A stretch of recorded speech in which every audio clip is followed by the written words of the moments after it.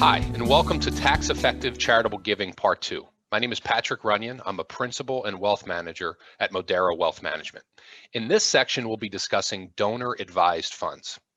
So in the introductory video, I mentioned that donor advised funds have become a lot more popular in the last few years due to some recent tax law changes. So let's start out and determine what is a donor advised fund. Well, the way I like to describe it is think about any account that you own that holds assets, whether it be your bank account, an IRA, a 401k at work, whatever the case may be. The donor advised fund is the charitable version of that account. So these accounts have particular tax benefits where you can put assets into them and you get an immediate tax benefit by doing so. The trade-off is that you are giving up access to those funds permanently. It's an irrevocable charitable contribution. The benefit to these funds, though, is that you don't ultimately have to commit to who the organization or the group that you're giving that money to over the long run. So it acts as a bit of a holding spot for future charitable giving. So donor advised funds, by definition, when money goes into them, a charitable contribution has been made.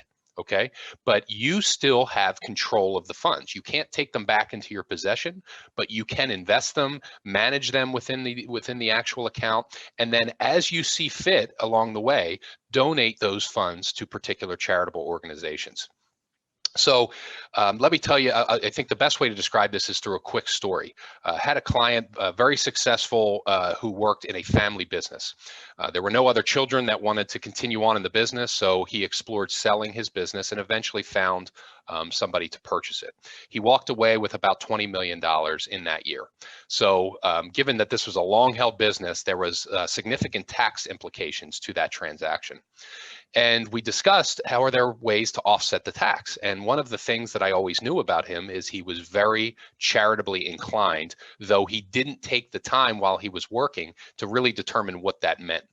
So what I asked him to do and what we did in terms of modeling was determine what amount was he comfortable committing to charity today, knowing that he can always make the decision on who the charitable organizations that ultimately benefit from these funds will be down the road. He does not have to make that decision today.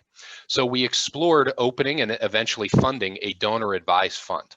And he ended up doing it for a significant amount of money and saved roughly $750,000 in taxes in the year he sold his business. So the neat thing for him was, and really the selling point was, he could fund this DAF and not have to commit to giving it to a charity. And now he and his family are still determining, what type of impact they want to make along the way. So it's a great spot to hold assets that you're comfortable committing, but don't have the actual organizations in mind of who you want to give it to. So again, there's an immediate tax deduction.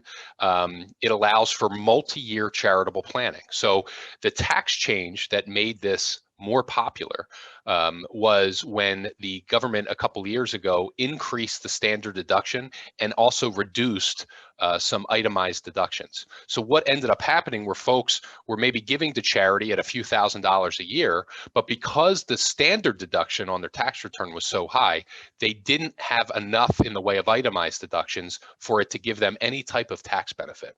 So what a lot of folks are doing is, instead of just giving to charity in the same way they always have, they are taking a sum of money, putting it strategically into a donor advised fund, and essentially pre-funding 3, 4, or 5 years of future gifting that they plan to do to charities. And when they do that, what we call bunching of deductions, they put all the money in 1 year, they overcome the standard deduction and get a tax benefit for the charitable giving. And then they still distribute it to the charities as they always have, in the same increments, to just make sure that they're getting a tax benefit for doing so. So what can go into a donor advised fund? A lot of assets. Cash can obviously be used, but there's also other assets that are listed here. The one that I'll point out that we're going to speak about next time is appreciated securities. So that means something that you purchased previously that's a capital asset. Think of a stock, a bond, a mutual fund, an ETF, and it's risen in value. and you can use those assets to fund a donor advised fund and ultimately benefit a charity down the road. So we can talk about that a little bit in the next section. But just know that donor advised funds are a very flexible vehicle to pre-fund future giving and give you an immediate tax benefit in the year of contribution. So in the next section, we'll talk about appreciated securities. Look forward to seeing you then. Thank you.